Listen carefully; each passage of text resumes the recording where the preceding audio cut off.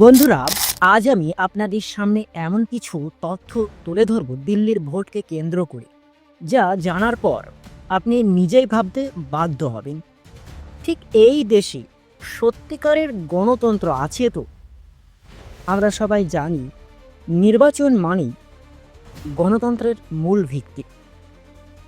কিন্তু যদি এই নির্বাচন হয় সাজানো, যদি জনগণের ভোটের কোনো মূল্য না থাকে, তাহলে সাধারণ মানুষ কোথায় যাবে একটু ভেবেছেন? আমি কথা বলছি দিল্লির ভোটকে নিয়ে। দিল্লির এবারের ভোট ঘিরে এমন কিছু ঘটনা ঘটেছে যা শুধু বিতর্ক নয়, বরং দেশের গণতান্ত্রিক ব্যবস্থাকে নিয়ে বড় প্রশ্ন তুলে দিয়েছে। আচ্ছা, ঠিক ভোট মানে কি? ভোট মানে হচ্ছে কি? জনগণের মত প্রকাশ, তাই না? কিন্তু যদি সেই ভোট আগেই ঠিক হয়ে যায়, যদি নির্বাচন মানেই শুধু লোক দেখাবে, একটা খেলা হয়, তাহলে এই প্রশ্নগুলো খুবই গুরুত্বপূর্ণ। কারণ এটি শুধু দিল্লির ব্যাপার নয়, বরং গোটা দেশে ভবিষ্যতের সঙ্গে জড়িত। দেখুন, নির্বাচনের আগে থেকেই অদ্ভুত কিছু ঘটনা ঘটতে শুরু করেছিল। ঠিক বিভিন্ন জায়গা থেকে রিপোর্ট এসেছে যেখানে বলা হচ্ছে ভোটার তালিকায় কিছু গুরুত্বপূর্ণ নাম কেটে দেওয়া হয়েছে। আর শুধু তাই নয়, কিছু নতুন নাম যোগ হয়েছে যাদের কোনো অস্তিত্বই ছিল না এর আগে। আচ্ছা ভাবুন তো, আপনি নিয়মিত ভোট দিয়ে আসছেন, কিন্তু এবার আপনার নামটা নেই। কেন? কে এর পেছনে আছে? এটা কি শুধুই ভুল, নাকি পরিকল্পিতভাবে কিছু নির্দিষ্ট গোষ্ঠীর ভোট বাদ দেওয়ার চেষ্টা করছে? আমরা সবাই জানি ভোটার তালিকায় গড়বড় করার নতুন কিছু নয়, কিন্তু এবার ব্যাপারটা আরও ভয়ানক হতে চলেছে বা হয়েছে। বহু মানুষ ভোট দিতে গিয়েছেন, কিন্তু শুনেছেন আপনার ভোট আগেই পড়ে গেছে। আপনাদের ভাষায় এই আগেই পড়ে গেছে। ভাই, এটি কিভাবে সম্ভব? এমন অভিযোগ তো সাধারণ মানুষ করছে। কিন্তু ভাই, ভারতের প্রশাসন অনেক ভালো, দেশের জন্য ভালো কাজ করে থাকেন। কিন্তু এখানে কেন প্রশাসন নিজের দেশকে রক্ষা করতে পারছে না? কেন আজ এত ভোট নিয়ে দেশের একটা লড়াই সৃষ্টি হয়ে গেছে? কিন্তু বন্ধুরা, এত বড় ভুল কি সত্যিই ভুল হতে পারে, নাকি পরিকল্পিতভাবে এমনটা করা হয়েছে? ঠিক ভোটের দিন সকাল থেকেই নানা জায়গায় অদ্ভুত ঘটনা ঘটতে থাকে। বুথ দখলের খবর আসে, বিভিন্ন জায়গা থেকে কিছু নির্দিষ্ট দলের কেডাররা বুথের আশেপাশে ঘুরছে। সাধারণ মানুষ ভয় পাচ্ছে।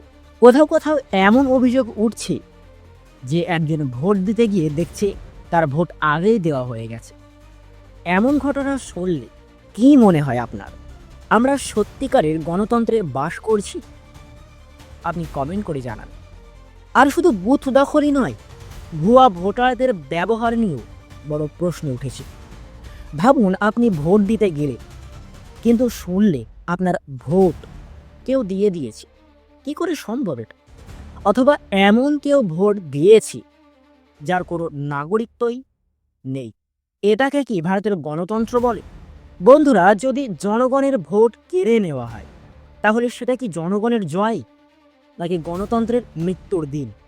ভাই, এখন আসি এভিএম বা ইলেকট্রনিক ভোটিং মেশিনের ব্যাপারে। হ্যাঁ, এটা এমন একটা যন্ত্র যেটা নিয়ে প্রশ্ন বহুদিনের।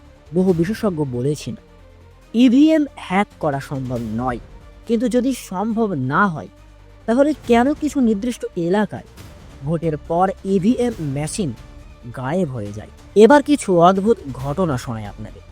ঠিক কিছু জায়গায় ভোটাররা অভিযোগ করেছেন তারা এক প্রতীকে ভোট দিতে চাইলেও মেশিন অন্য জায়গার ভোট গণনা করেছে। ভোটার বোতাম চাপছেন একটা, কিন্তু ভোট যাচ্ছে অন্য প্রতীকে। এটা কিভাবে সম্ভব? এখন প্রশ্ন হলো, আমরা কি মেনে নেব যে এই ইভিএম একেবারে নিরাপদ, নাকি এটা কোনো সেটিং করা যন্ত্র? বন্ধুরা, আরেকটা বড় প্রশ্ন হলো, এত বড় বড় অভিযোগ উঠছে অথচ সংবাদ মাধ্যম চুপ কেন?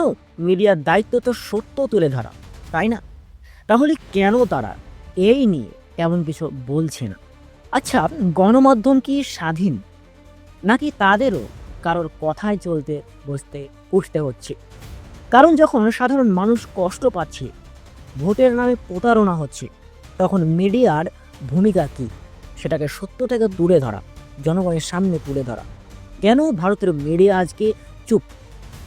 এখন আপনাদের কাছে আমার একটা প্রশ্ন, আপনারা কি মনে করেন, এই ভোট সুষ্ঠু হয়েছে, নাকি এটা একটা সাজানো খেলা? আপনি যদি মনে করে এখানে কারচুপি হয়েছে, তাহলে কমেন্টে লিখে জানান, কারণ আপনার মতামতই পারে গণতন্ত্রকে বাঁচাতে। আচ্ছা ভাবুন তো, ভোটের নামে যদি এমন নাটক চলতে থাকে, তাহলে জনগণ যাবে কোথায়? আপনি কি চান আপনার ভোট আগেই কেউ দিয়ে দিক? আপনি কি চান ক্ষমতার লড়াইয়ে সাধারণ মানুষ শুধু একটা সংখ্যা হয়ে থাকুক, নাকি আপনি চান সত্য সামনে আসুক? বন্ধুরা, এই ভিডিও সবার কাছে পৌঁছে দিন, কারণ গণতন্ত্র বাঁচাতে হলে আমাদের সবাইকে একসাথে আওয়াজ তুলতে হবে। আপনার ভোট আপনার অধিকার, কেউ যেন সেটা কেড়ে নিতে না পারে। প্রিয় ভাই ও বোনেরা, ভারতে কোথা থেকে ভিডিওটি দেখলে অবশ্যই কমেন্ট করে জানাবে। আমি কিন্তু কোনো জাতিকে, কোনো পার্টিকে আমি কিন্তু আঘাত দিয়ে, অনুভূতিতে আঘাত দিয়ে আমি কথা বলিনি। আমি যেটাই বলেছি দেশের সত্যটা তুলে ধরেছি। এটাই কিন্তু আমাদের এখানে হচ্ছে, তাই আমি সঠিক তথ্যটা আমি তুলে ধরলাম।